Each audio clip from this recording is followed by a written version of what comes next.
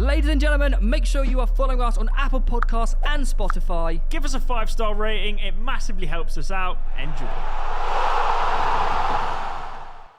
So you played centre mid for a bit, did you say? Have you always been a keeper then, or where were you playing as a kid? I didn't play football. Really? No, I did not play football when... What age did you come to play? 16, 17. Okay. That's quite late. Yeah. That is very late.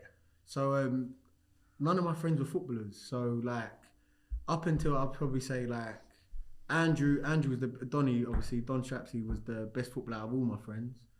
And like he was just a striker. I'd go and watch him play, run everything over the top, scoring. Obviously back then it was like 11-a-side goals no matter how old you were. So he was just slapping in goals. I'd be like, oh yeah, sick. And then like our distractions were other things, you know. And then I was never kind of interested by football, but my two best friends, Andrew and Mitchell, Crook Secco, were both Man United supporters. Donny's dad was from Manny. So like I just like my best friends support Man United, I support United. Yeah. And then I found Peter Schmeichel. I was like, cool, that's all right. He's all right. And he's flying. I was like, whoa, like this guy flies everywhere, and he's like, he's shouting, he's throwing it, and I'm like, whoa, I like that guy. And then like I got to like 15, like I'd play now and then in the school team, like 1 or 2 games, 3 games here and there. And then I got in trouble with the police, and then ended up in a youth offenders. And then when I went in there, that's when I learnt my love for football, because I went in there, and I don't know what it's like for you boys, but have you ever had that experience of somebody kind of just, I don't know, maybe watching something you do, or like your parents seeing you do something, and it's just like, oh, flipping good at that, you know? Keep doing that. Don't change. Keep doing that. And I had that same feeling from inmates. So like I went in goal, and I've kind of always known like I'm a goalkeeper. Like I've always thought like I'm quite like good. And I went in goal, and everyone was like, bro, you are the best goalkeeper in this flipping jail. Like I haven't seen a keeper do what you're doing. I'm just like bang, bang, bang. I'm like, people coming for, like I'm the man. And I was like, I like that feeling. So then in there, I played football as much as I could. I started to train as much as I could, and then I came out, and I went to Bromley College, done my national diploma, my first diploma and then national diploma. But in that time, I got picked up by the Nike Academy. Yeah, so it was just like I'm saying to you, if you really do your timeline, you'll see it's kind of like tick, tick, tick, tick, tick. Yeah. What's the next thing? How's he done that? And then from there, like, I remember I played for the Nike Academy against Peterborough, and we lost. I think it was 5-2 we lost, but we played their first team. Peterborough first team? Yeah, we played their first team at their training ground. They played like Mikel Smith, oh wow, Aaron McLean, Smith. George Boyd. They had Grant McCann. Is it Grant McCann? He was their manager at one point. They had Seth Nana. They had it was. But United was quite. You lot would be quite young then. We right? were young. Yeah, we were young. I was like 21 at that point, and I remember playing in that game here, and I played really well. Like I'm talking. They must have had 20 plus shots. Could have been 15. And I think I've got the CD somewhere. I don't know where it is it's somewhere here. And I just remember like this old guy looked at me. He goes, "What's your name?" I go, "George." He goes, and really? I found out it was Barry Fry. Oh yeah. Barry Fry goes, "We'll have a look at you."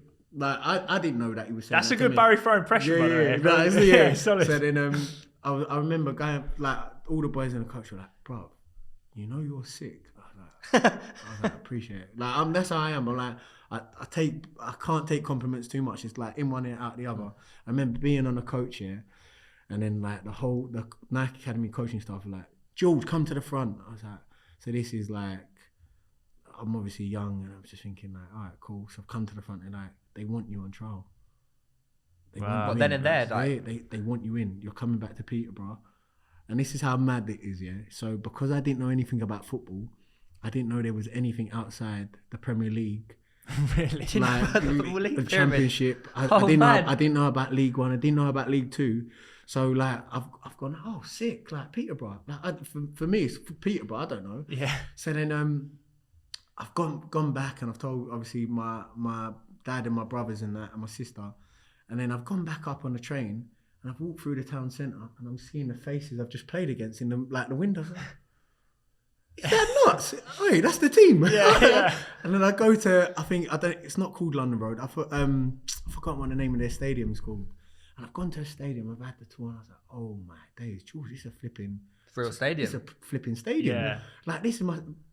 Again... Oh, so you didn't... So the game the Nike Academy played wasn't at their... Training ground, it was wasn't at their training ground. Right. So then, obviously, I've gone there, yeah, and then they said to me, like, oh, yeah, like, here's a tour, blah, blah, blah. We've got digs for you, etc., etc. I'm like, this is mad. This is actually madness. Like, how have I done this? And then I remember, like, Gary Johnson was a manager, and I was there, and I was done really well. So Joe Lewis is in goal, and I just remember, like, I just thought to myself, this is incredible. So then I'm training with them, whatever. But I didn't know that there was clubs outside the Premier League, and I just didn't know. I didn't know any names. So then I was like, wow, what an opportunity. And then I've done really well on the trial. And I remember, like, the manager said to me, he's like, kid, I think you're going to be worth 10 million quid.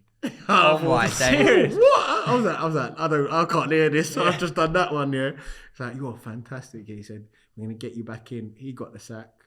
10 million 2012. That's Listen, big bucks. Lots of money. He must have thought I was going to do really well. So, and then obviously the manager came in was Fergie's son. Oh, yeah. Duncan. Duncan Ferguson, yeah. He came in. He was like, we're having no trialists in. And that was it. That was my... Oh, you just got cut? Yeah. But do you know what the maddest thing is? While I was on trial, I broke my finger. And I just shut my mouth. I just played on. I didn't say anything. Didn't say anything. Played. And then when I knew I got back, it was this one. Oh, that makes sense. Yeah. Hey, there. It does. Well, not quite as bad as that. Yeah, it's not bad. But everyone's normal, innit? Like, one of the best experiences I ever had was when we played against Barcelona for the Nike Academy. And I remember... How old were you at this point? I was 19. Okay. Quite a few boys who have come out of that team. I think Adama Traore was there at the time. Really? Yeah. I was going to ask this when you first spoke about versus Peterborough, like who was part of that Nike Academy? Yeah. Oh, do you know what? Yeah, like, God, I bet if you look back at it now, there'll be some names in that Barca team. Yeah. That's like, The alumni team of that Nike Academy. I just remember, like, this is how naive I was. I just remember Hugh Jennings, who was the academy, like head of the academy, goes to us, boys, this is the best experience this is the best team you will ever play against, or the best experience. I was like, just putting on my gloves. I was like, I don't know.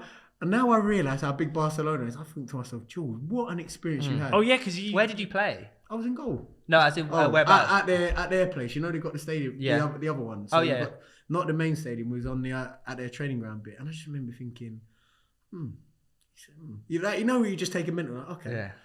And then, like, from that... Bigger than the last one. But it just kept getting better and better. I just remember, like, getting even, like, ripping my gloves here, and then I'd get a new pair. And I was just like, wow.